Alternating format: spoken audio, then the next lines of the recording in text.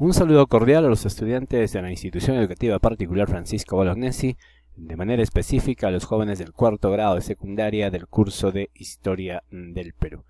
El día de hoy vamos a dar inicio con el desarrollo de nuestra primera clase, que corresponde al tema de la guerra con Chile, campañas terrestres y sus consecuencias. Como pueden apreciar, aquí tenemos el listado de todos los temas que vamos a desarrollar a lo largo del presente año. Muy bien, sin mayores preámbulos, iniciamos el desarrollo de nuestra asignatura. Tema 1. La guerra contra Chile, campaña terrestre y consecuencias. Antecedentes. Luego de ser derrotados en la campaña marítima, con esto nos está diciendo de que antes de estas campañas terrestres, esta campaña terrestre y las consecuencias de la guerra con Chile, se vivió o se dio una campaña marítima. Como seguramente todos ustedes saben, la guerra con Chile se inicia en 1879.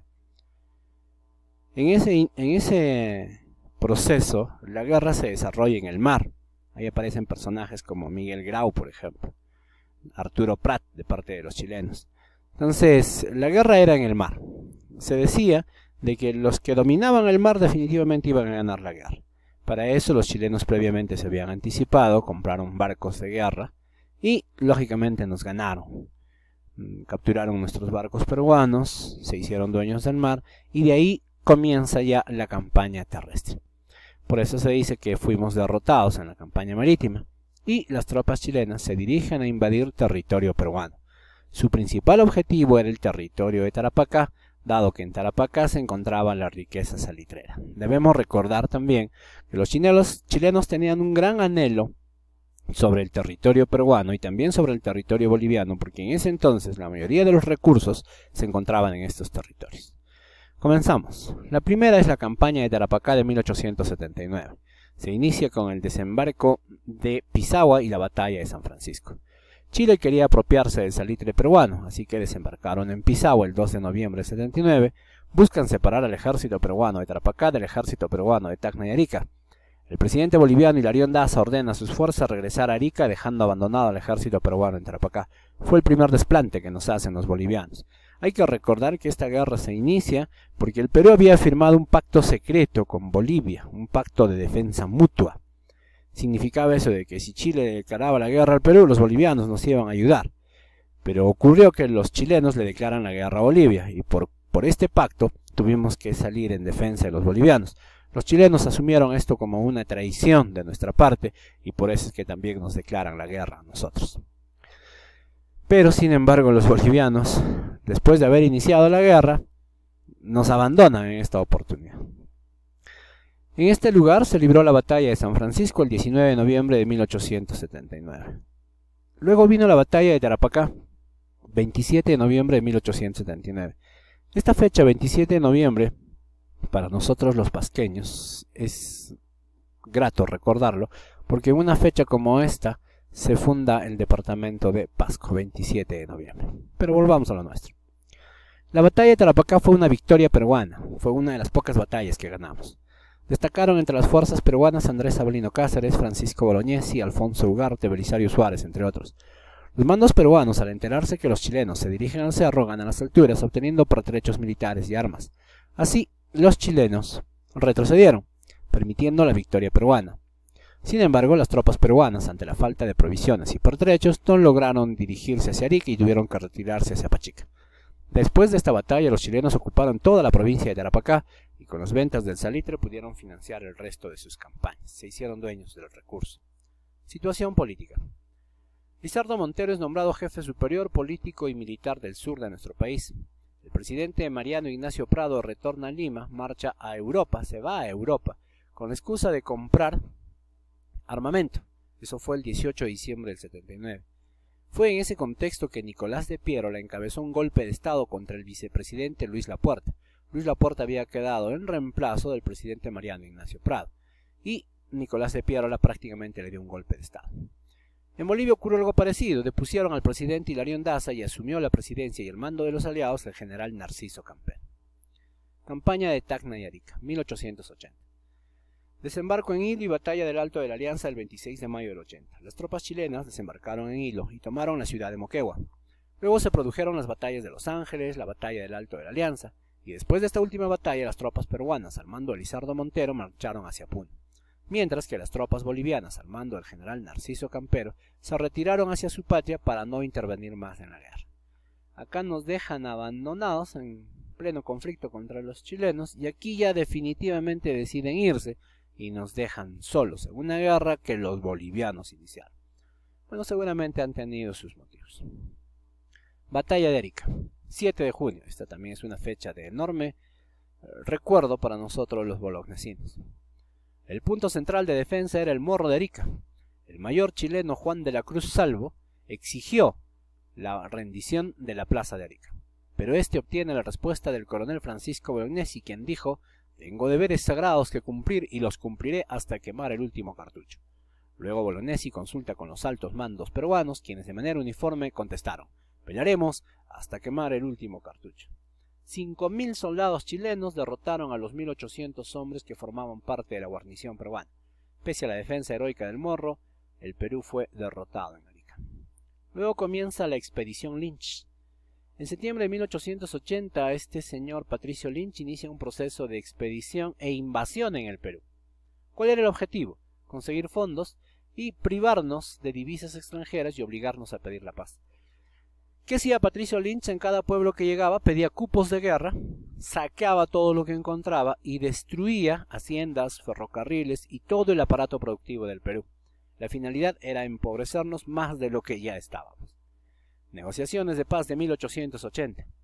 En julio de 1880, Inglaterra propone a los países europeos y Estados Unidos intervenir para finalizar la guerra. Estados Unidos ofreció ser mediador en la bahía de Arica a bordo del barco La Juana. Chile exigió cesiones territoriales, es decir, los chilenos decían: ya, yo firmo la paz, pero a cambio de que el Perú me ceda todos los territorios del sur, que incluían, según ellos, en un inicio, Tarapacá, Arica, lógico, ya se habían hecho dueños del territorio de Antofagasta que le perteneció antes a Bolivia.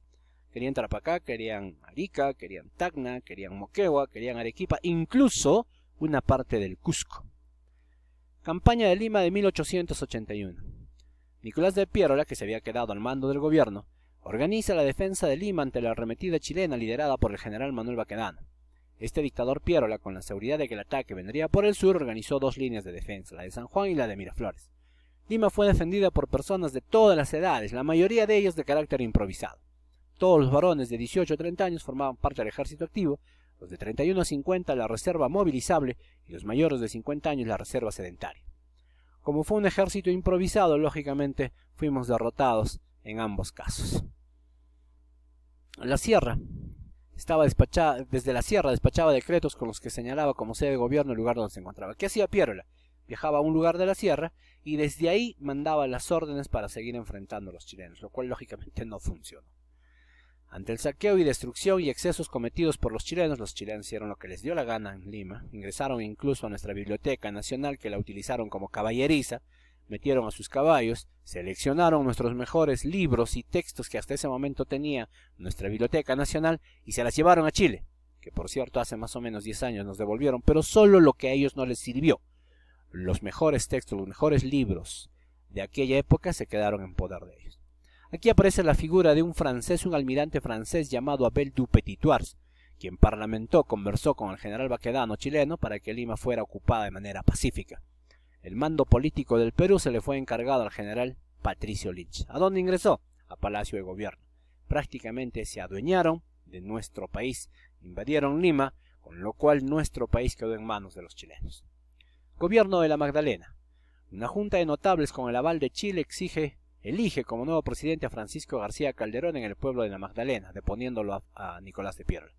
Reconocido esta zona de Magdalena como zona neutral, hoy día conocido como el Distrito de Pueblo Libre. Chile buscó negociar la paz con el nuevo gobierno, para lo cual exigió la anexión territorial de Tarapacá, pero García Calderón mantuvo la postura de un acuerdo de paz sin cesión territorial. Los chilenos insistían en que Tarapacá debería quedar en manos de los chilenos. Francisco García Calderón también se opuso a eso. Finalmente García Calderón fue llevado junto a su familia a Valparaíso. Luego se le delegó el gobierno a Lizardo Montero, quien lo encabezó desde Arequipa, mientras que desde Tarma dimitió el 28 de noviembre el dictador Nicolás de Piérola. Ya no tenía nada que hacer en el gobierno peruano. La resistencia en la sierra, llamada también Campaña de la Breña, fue iniciada desde Junín por el ayacuchano Andrés Avelino Cáceres Dorregaray, conocido en la historia también como el Brujo de los Andes. Lideró junto a su ejército compuesto por indígenas la campaña de la Breña. Cáceres logró importantes triunfos en Sangrar, Pucará I, Pucará II, Maracavalle y Concepción, obligando al ejército chileno a desocupar el departamento de Junín. Hay historias crónicas que dan cuenta de que Andrés Avelino Cáceres y su ejército también había llegado hasta Cerro de Pasco. Es entonces que luego de estas derrotas el ejército chileno es vencido prácticamente y va dejando poco a poco nuestro territorio. No obstante, luego pronunciaría un manifiesto desde la hacienda de Montán, conocido como el Grito o Manifiesto de Montán, poniendo de manifiesto que había llegado el momento de hacer la paz con Chile. Este gesto de Miguel Iglesias fue tomado con indignación por Cáceres, Montero y seguidores de García Calderón, así que en enero de 1883 los chilenos decidieron negociar con Miguel Cáceres, quien, repito, había mencionado la posibilidad de firmar la paz con los chilenos. Batalla de Huamachuco del 10 de julio del 83. Mientras Iglesias gestionaba la paz con los chilenos, Cáceres mantenía férrea resistencia desde la sierra contra los chilenos. Aquí debemos recordar, por ejemplo, a aquellos hombres campesinos que atacaban a los chilenos en forma de guerrillas. Los atacaban y luego escapaban. Cuando los chilenos reaccionaban, estos ya se habían escapado. Por eso es de que se ganó el mote del Brujo de los Andes, Andrés Avelino Cáceres. Cáceres atacó a las tropas chilenas desde las alturas y logró hacerlos retroceder. Luego este ejército logró reponerse ante la carencia de pertrechos y bayonetas en los peruanos. Así los chilenos contraatacaron y triunfaron en Huamachuco. En dicha batalla, Leoncio Prado, patriota peruano, cayó prisionero y fue fusilado. El Tratado de Ancón del 20 de octubre de 1883. Se determinó la anexión chilena de Tarapacá de manera definitiva y la ocupación por 10 años de Tacna y Arica. Por cierto, Arica nunca nos la devolvieron. Tacna nos la devolvieron, pero después de 50 años. Al término de dicho plazo, las poblaciones de ambas localidades debían ser llamadas a un plebiscito, que se fue aplazando por intereses de los chilenos, para determinar si aceptaban integrarse definitivamente a Chile o si por el contrario deseaban su retorno al Perú. Además, el país ganador debía pagar 10 millones de soles o su equivalente en pesos chilenos al otro. Las tropas chilenas iniciaron la desocupación de Lima hasta la convocatoria de una asamblea constituyente, que el 1 de marzo de 1884 ratificó el tratado y nombró presidente provisorio a Miguel Iglesias. ¿Cuáles fueron las consecuencias de la guerra con Chile?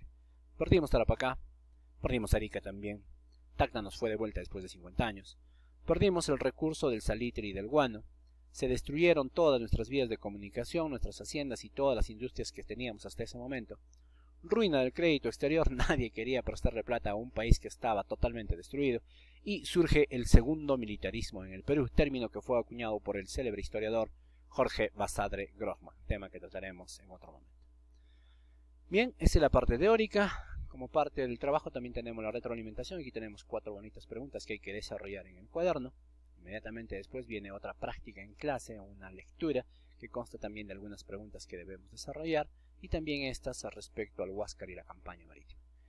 Los problemas propuestos, que son 10 preguntitas que hay que imprimir y resaltar y poner en el folder. Y de fondo un pequeño taller que consta de algunas preguntas que también forman parte del trabajo de este importante tema número 1. Muchísimas gracias por su atención. Hasta pronto.